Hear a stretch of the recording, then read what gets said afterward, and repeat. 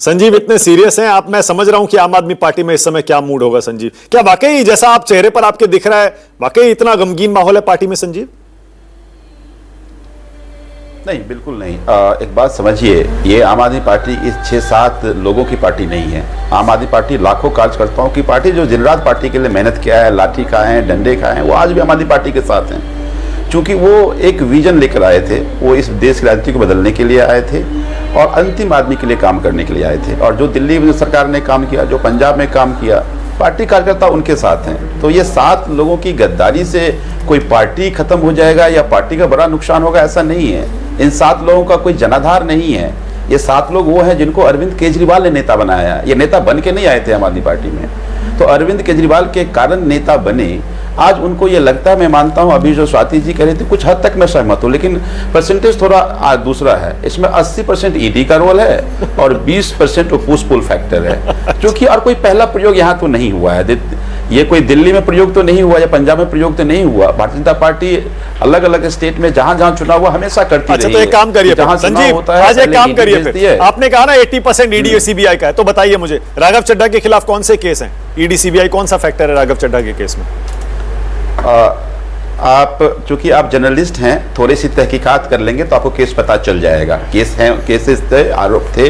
ED ने एक बार थोड़ी सी दबिश दी थी और उसके बाद, तभी ये आज नहीं, ये 2 साल पहले की घटना है। और जल बोर्ड वाला कह रहे हैं, आप तहकीकात कर लीजिए। जल बोर्ड वाला कह रहे हैं ना? हाँ, तो हाँ बिल्कुल। अब जल बोर्ड में स्कैम हुआ था इसका मतलब आप ये कह रहे हैं स्कैम हुआ था जल बोर्ड में? नहीं, मैं ये कह रहा हूं कि ईडी स्कैम जांच करने नहीं जाती है, ईडी डराने जाती है।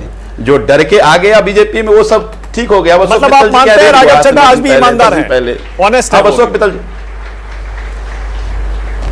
राघव चड्ढा मुझे लगता है कि ईडी से डर गए। देखिए, हर कोई अरविंद केजरीवाल या मनीष सिसोदिया, संजय सिंह या सत्येंद्र जैन नहीं हो सकते जो जेल चले जाएंगे लेकिन टूटेंगे नहीं। ठीक है, वो जेल नहीं जाना चाहते, जेल जाने से डरते हैं। संदीप पाठक भी जेल से डर गए, पार्टी से उन्होंने किया।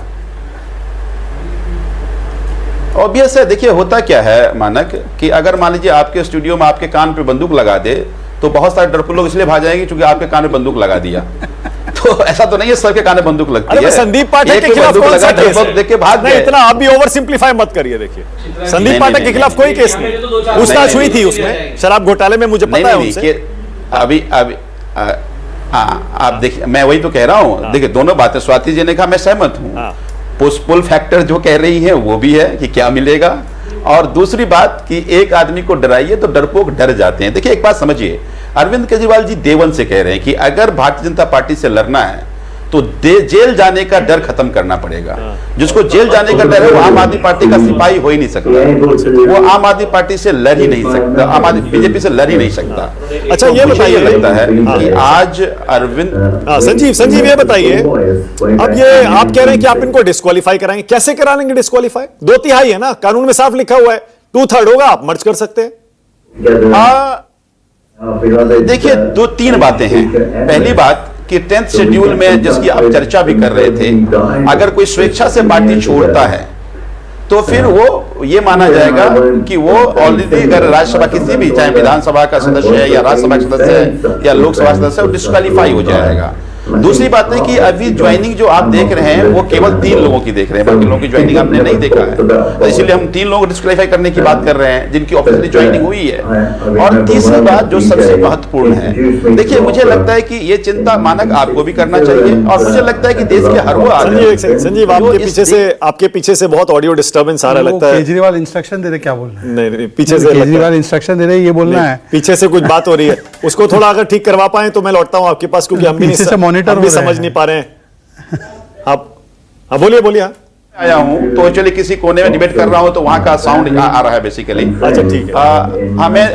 हमें देखिए, हम अरविंद केजरीवाल के सिपाही हैं, किसी को पीछे से फ्रंट करने की जरूरत नहीं, हम लड़ना चाहते हैं। एक बात समझिए आप, जो मैं आपको कह रहा था कि 10th से नहीं, अच्छा सुनिए, अच्छा एक सेकंड मुझे बताइए, ये राइट टू रिकॉल क्या होता है? ये क्या, कैसे आप राष्ट्रपति से मिलकर रिकॉल करा लेंगे? कानून में कुछ है ही नहीं ऐसा प्रोविजन।